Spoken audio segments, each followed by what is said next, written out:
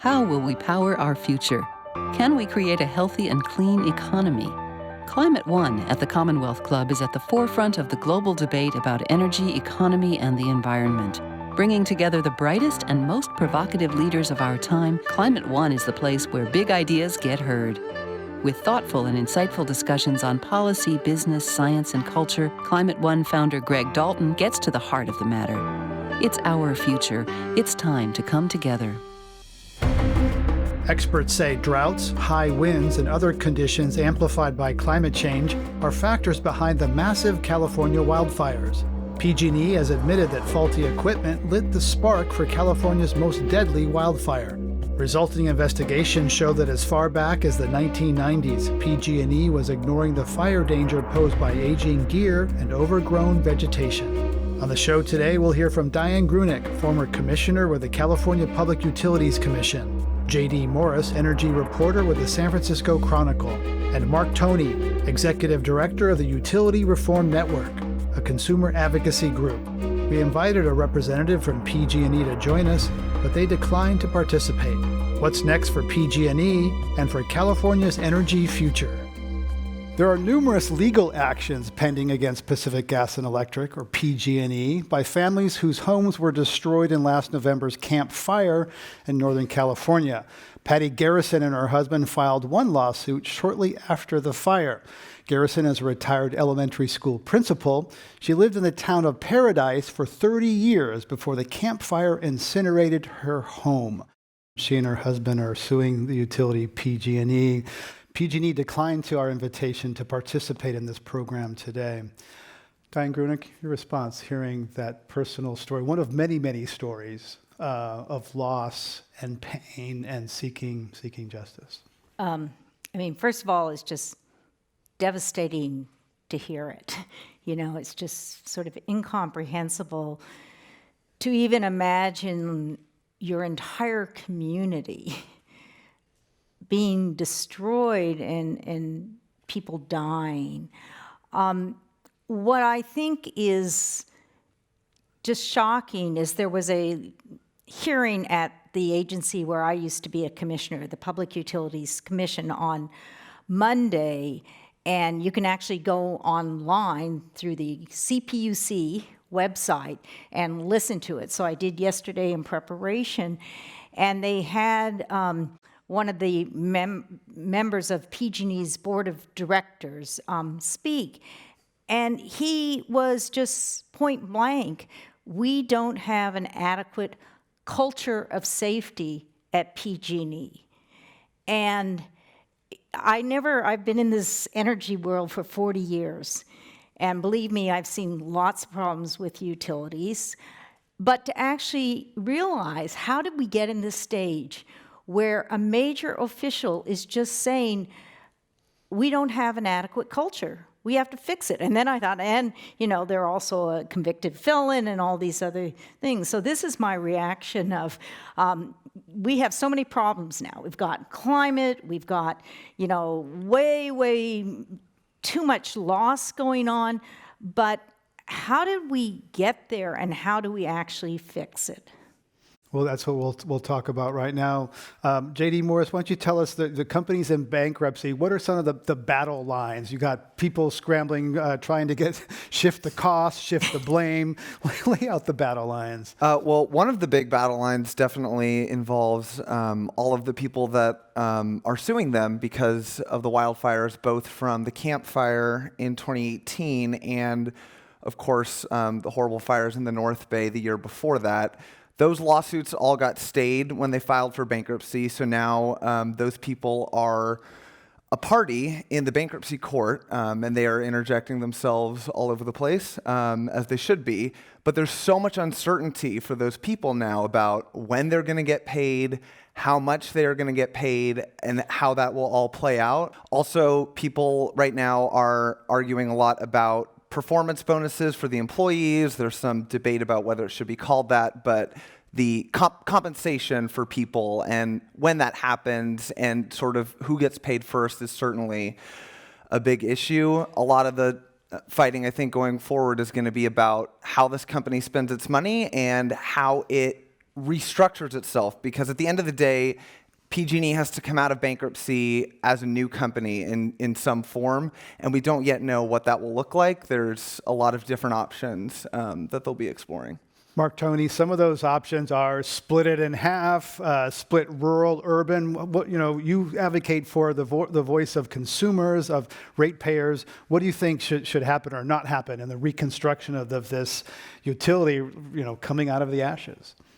No matter what happens, we have to hold PG&E and whatever successor there is accountable for negligent acts. PG&E was not put into bankruptcy by climate change. PG&E was put into bankruptcy through their own criminal negligence. And we've got to hold them accountable and come up with a way of stopping wildfires from happening in the first place. We have to come up with a way of, when fires do start, of getting them put out as soon as possible before they become major fires. So what I think is very important is that no matter what the formation of PG&E, that the regulators have standards, that the public has standards, and we have the right to safe, clean, affordable energy that is what we pay for every month. J.D. Morris, one of the things being debated is the company liable in any case, or are they only liable for negligence? This idea, don't want to use this term in inverse condemnation, because I have no idea what that means. I've read it many times in the newspaper, and my head hurts when I think, so strict liability is what you call it. Yeah. So, tell us about the liability if they're liable only for negligence, or if they're liable in more broader ways. Okay, so yeah, this is a bit of an arcane topic, I think, before these fires started, but it's super important. California has this principle. The easiest way to understand it is to think of it as strict liability. It's a legal doctrine, technically called inverse condemnation, but that's the last time I'll say that word. And what it means is that in California, utilities can be held legally liable for wildfires caused by their equipment, even if they were not negligent, even if they followed all of the applicable laws, they can still be held responsible for that. And PG&E sees that as a really big problem. The credit rating agencies see that as a big problem for all utilities in the state, actually. PG&E tried to reform it before the Camp Fire, and they were not able to do that. So now I think that conversation is coming up again. Just on Friday, Governor Newsom unveiled a list of proposals for what to do about this whole issue of utilities and wildfires going forward. And one of the things on the table, there are several options, but one of them is taking another look at this strict liability doctrine and possibly moving toward a model more based on fault. But that could be controversial in the legislature, so we'll see. There are several other ideas too. Mark Toney, at the end of the day, the price of electricity is going to go up. Is that unavoidable? The price of electricity will go up some. The question is how much. We cannot afford electricity prices that double. Last year in California, over 800,000 households had their electricity shut off because they fell behind in their bills. Okay? That to me is an indication that there is a crisis of affordability, that families and households are already in bankruptcy, okay? So what I think is important about this is to realize that the majority of fires that we're talking about, the Cal Fire investigation of the 2017 Northern California fires found that in 11 out of 17, PG&E violated safety regulations. So that has nothing to do with the strict liability. This is negligence. All signs point to negligence in the Camp Fire. PG&E has basically said, yeah, we probably caused it. In 2013, they said they needed to replace transmission tower. In 2014, 2015, 2016, and we get to 2018, and it very well may be part of the problem. The main point is that ratepayer money needs to go into preventing fires. That's where you get the value, not into paying for fires damage after the fact. J.D. Morris, there's going to be, as a result of these fires, the utilities in California and perhaps the western United States are going to be turning off what do they call de-energizing, turning off the power more frequently.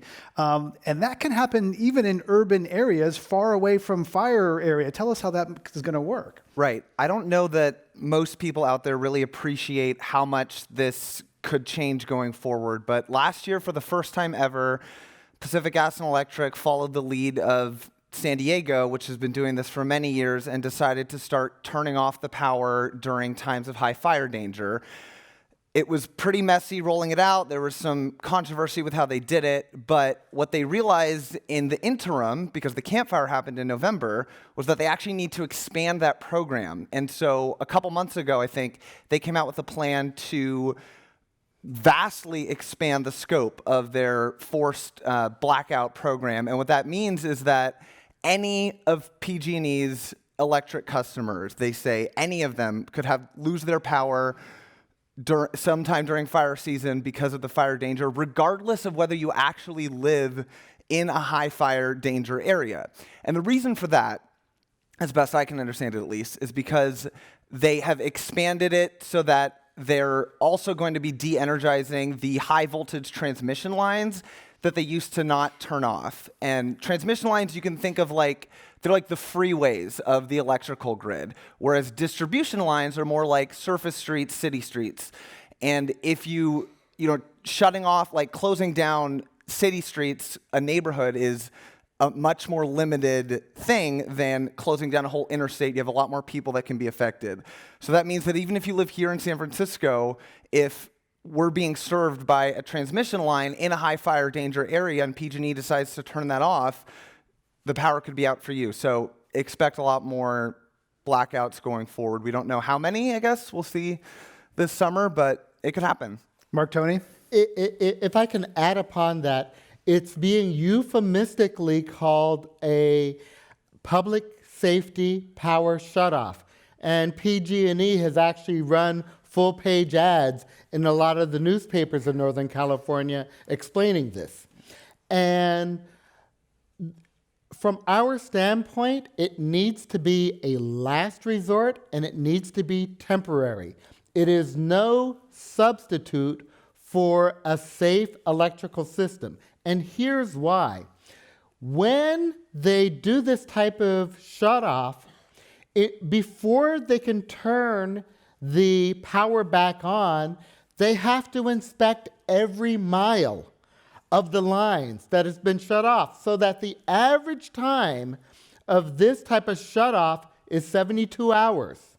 That's 3 full days that when they implement it, you will be without electricity. So that's why we believe this should be a last resort, temporary, until they can get their act together, get the trees trimmed, get the power lines insulated, whatever they need to do, because remember, we are paying them to deliver safe, reliable, clean electricity.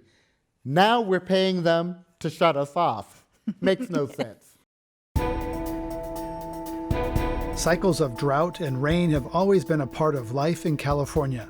But turbocharged by climate change, California and other western states now experience regular weather whiplash, careening between record drought and rainfall every few years. In his book, The Dreamt Land, Chasing Water and Dust Across California, author Mark Eriks reveals the tumultuous history behind the myth of abundance in the Golden State. LA Times reporter Diana Markham and water expert Faith Kearns explore the complex intersections between drought, climate change, and life in rural California. How will the state's robust agricultural economy, one that produces 2/3 of the country's produce and nuts year-round, survive the next record-breaking drought? A conversation about living the California dream in the era of climate disruption. Mark Erics, let's begin with, you write that the invention of California was a mad act of hubris. How so? Well, we took the edge of a continent 1,000 miles long, and we drew a line around it and called it a state. And then we proceeded to try to make each different state of nature inside that. There's a dozen of them equal. And so the invention of California required the invention of a system to move the water from 750, 1,000 miles.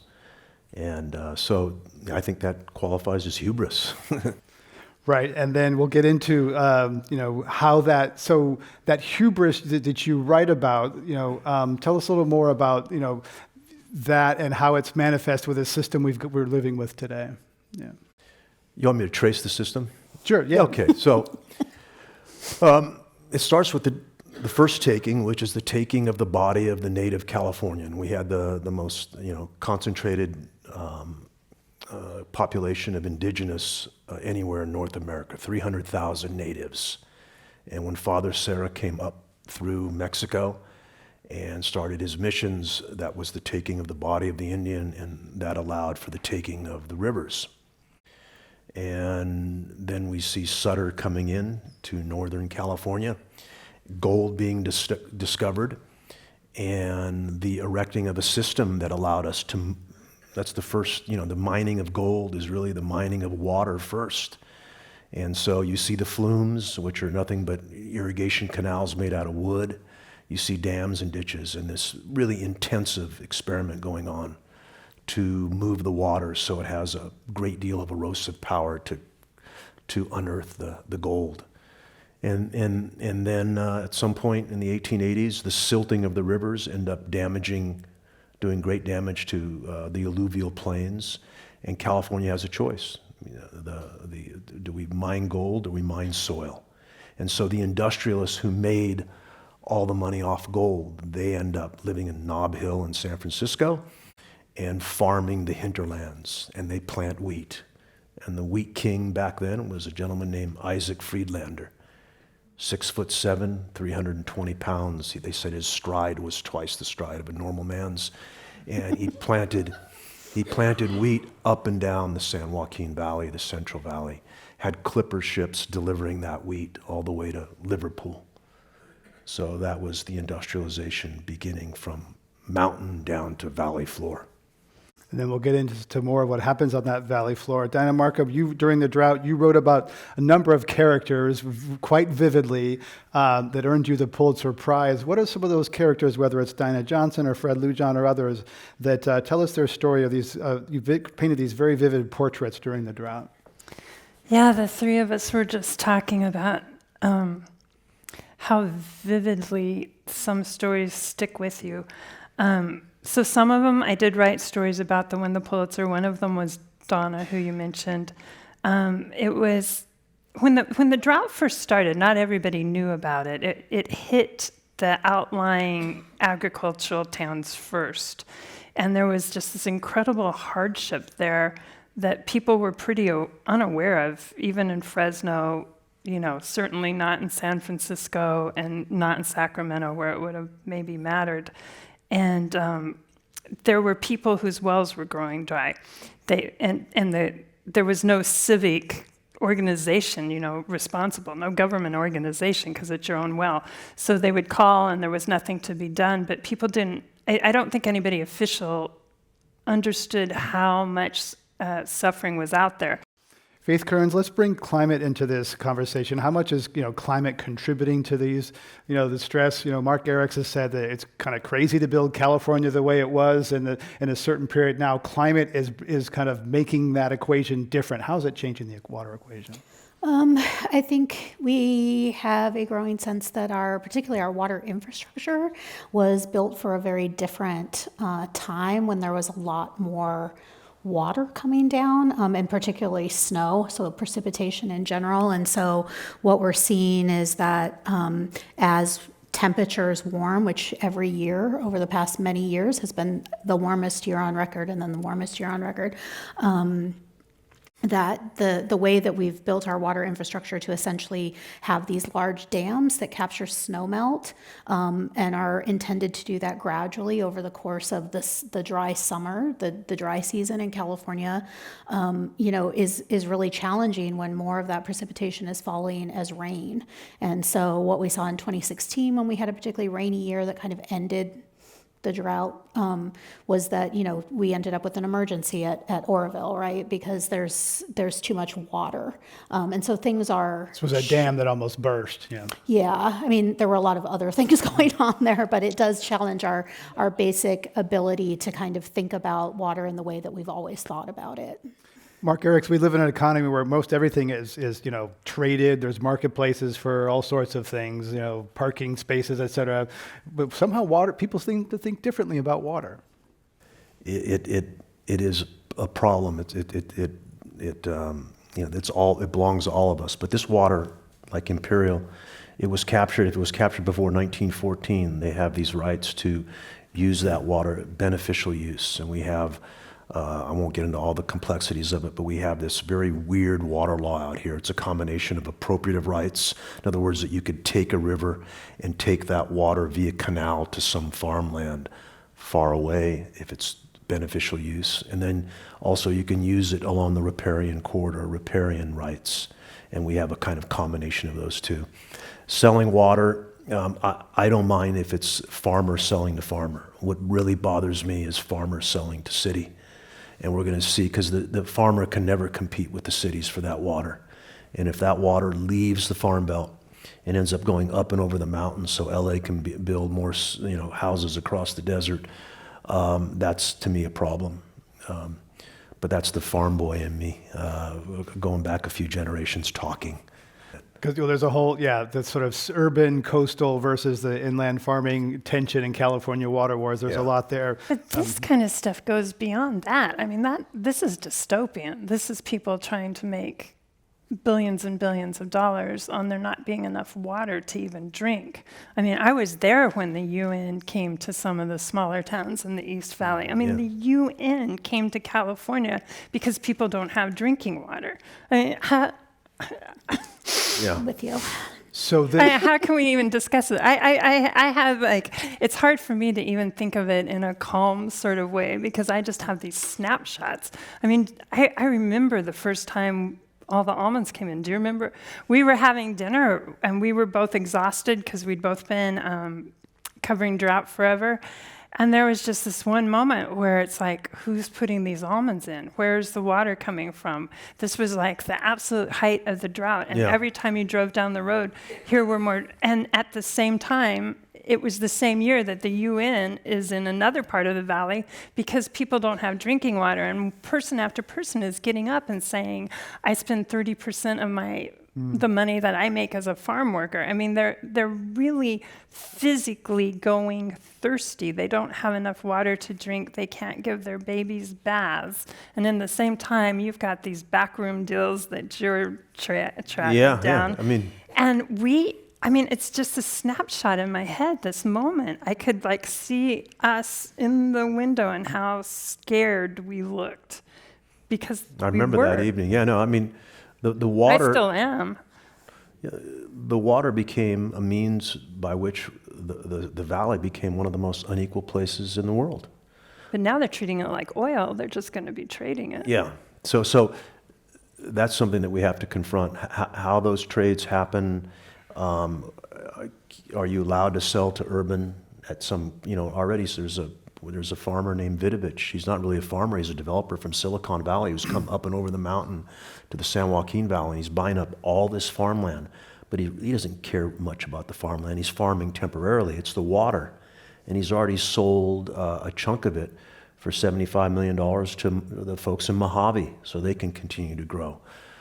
It's, I don't want to date myself, but in my lifetime, the population of California has gone from 11 million to 40 million. And the system wasn't designed for that.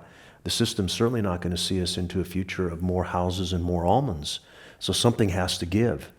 And the system is cracking. And that's what I basically do in my book. I go inside those cracks, both historical and present, big farmers, small, and try to figure out how did we get to this madness, and where is this madness taking us? Faith Kearns, for people who live in the American West, we're talking about issues in California, but these issues, some of them apply beyond the boundaries of California. Talk to us about fire and affecting water quality. There's, the American West has been on fire lately. How does that affect water quality? Because we talk about, sometimes we talk about fire, we talk about water. Let's talk about them together. Yeah, I mean, I think it's been a really interesting evolution in my sort of career. I've been I've been a professional for 15, 20 years at this point. And, when I was in graduate school, there were people who were sort of like, oh, I wonder how water affects riparian areas. So, the near stream and fish and things like that. And that was kind of as far as it went. And even that was a very small field of study. And I think, what we're seeing right now is this really interesting thing where fire is, it sort of moved out of urban areas. After the 1906 earthquake, we learned how to sort of keep houses from burning down in urban areas, moved into this sort of wildland fire, urban interface thing. And now what we're seeing is that fire is actually maybe beginning in a wildland area, but then burning down. It becomes an urban conflagration. And that has brought up a whole new set of water concerns in the last few years that just are completely new in a lot of ways. Every day I'm reading stories about the water system in Paradise, and that was true in the Tubbs fire in Santa Rosa as well, that there was benzene found in the water system, and we're seeing the same thing in the Camp Fire. And there are academics who are critiquing even the protocols of how the state measures whether water is considered safe. So I think we're going to see more than just the idea that if it's wetter, maybe we won't have as much fire, or maybe we'll have more because there's more grass. It's really getting into this much more sort of what I think about as a public health issue. Some of these fires are burned so hot that they burn underground PVC Yep. plastic water piping, and Yep. then people have to replumb a whole community. Dig up their water pipes. It's just mind-boggling how hot the fires are and what they're affecting. Yeah. And we have to wrap up this water conversation again, saying that water is a human right. It is also a commodity, and it's balancing those two things. We have to wrap it up there. Podcasts of this and other Climate One shows are available wherever you podcast. Please help us get more people talking about climate by giving us a rating or review. I'm Greg Dalton. Thanks for joining us. We'll see you next time, everybody.